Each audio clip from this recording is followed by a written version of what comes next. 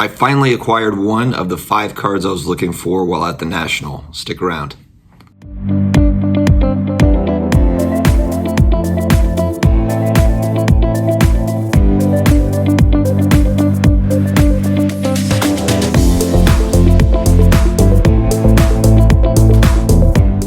Guys, how are you? Another day, another sports card video. We're here at the National Hotel Room. You're probably wondering, like, could you at least have just showered before making the video? No, guys, there is no time. No time for that. Just got to get this out.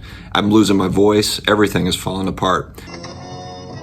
Silence, you furry fool. I've had it with your whining and bumbling. If you're new here, never been here before, or you've been here for a little bit trying to decide if you want to commit, hit the big red button down below the subscribe button. It's almost daily sports card and collectibles videos, and we're here at the National talking about all the good stuff. All right, so first I'm going to talk about the card that I almost bought that was on my list. I didn't buy it, and now I'm wondering, should I have bought it? I'll tell the story. So one of the cards on my top 5 cards that I was looking for while here was the 1957 Topps Bart Starr rookie card, ideally in a 6. And so looking around, actually, thankfully, thank you, Michael, for keeping a lookout. And he actually saw a few of these around the show yesterday, sent me the booth numbers so I could just go around and find them very easily. There was a guy that had both a 5 and a 6 and priced reasonably. The 6 priced at $1,800, the 5 priced at $1,500. Well, I took a look at it, and the 5 actually, to me, presented a little bit better than the 6. So I'm like, hey, this is kind of a win. I mean, I can pay a little bit less. He was asking $1,500 for it. I offered $1,200 for it. You know, here's part of the problem too, is I was looking, I thought that the last comp was around $1,200 for a 5. And so I stuck pretty hard at $1,200. It did not go well. Nah, bitch. A lot of these guys with their vintage cards are just like, hey, look, I'm not going to budge on these prices. They've got kind of their set prices there, which is fine. And with vintage too, it's, you know, beauty's in the beauty is in the eye of the beholder. So it's just going to depend on, you know, how the thing looks to you. Is it centered? How does the registration look? The coloring and everything. And actually, the 5, the orange, it's an orange and blue card. The orange was popping more than the blue. On the 6, the blue was popping more, but I just like the orange coming out, that orange color being more prominent on the 5.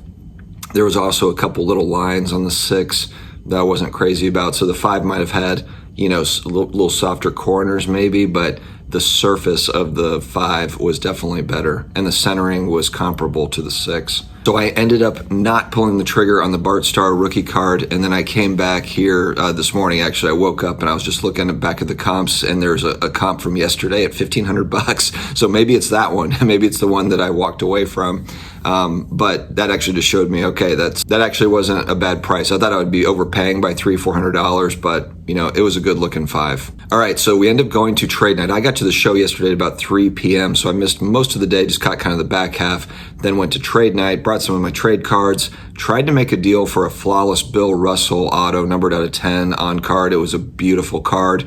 It was one of those where I was trying to make a trade plus cash, and they kind of balked a little. They were thinking about it. I had a Russell Wilson rookie auto and some cash that I was trying to trade into it. And they're kind of like, you know, I think we're just going to hold on to it and just try to sell it.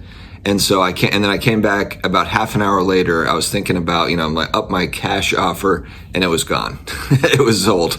So it was a great card. Bill Russell autos are always in high demand, so I wasn't shocked, you know, to kind of see that one go. But it worked out though, because I ended up needing that cash. So the card that I picked up, and I know a lot of my vintage friends on here are they're gonna scoff, and they're gonna be like, man, why did you do this? But this is a card this is one of the ones that I just wanted to have. I've been wanting to have it for a while. I want to hold it for a while. It's also a very liquid card, to where if I needed to move out of it or trade, it's highly liquid.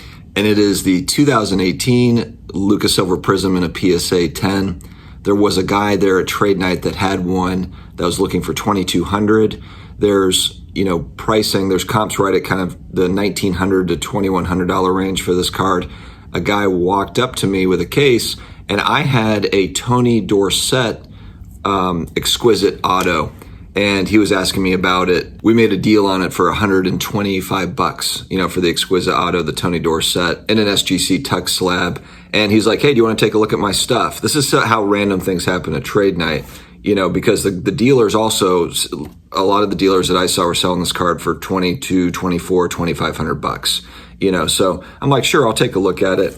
This card is in there. Shout out to Granite State Cards on IG. I'll see if I can put a pic of their IG, because he was great to work with, but he offered me the card at $1,750 cash. I did try to trade some things. We tried to kind of maneuver a little bit, but that was the cash deal. It was kind of, my goal was to get this card at $1,500, but based on what I've been seeing so far, I just don't think that it was going to happen. There's just comps at 2,000 all over the place, and so 1,500 is probably not going to happen. So 1,750 might have been kind of the best that I was going to get for that particular card.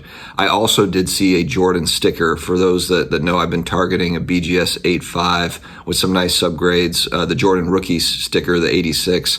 A guy had a beautiful copy in one of the old SGC holders, graded 92.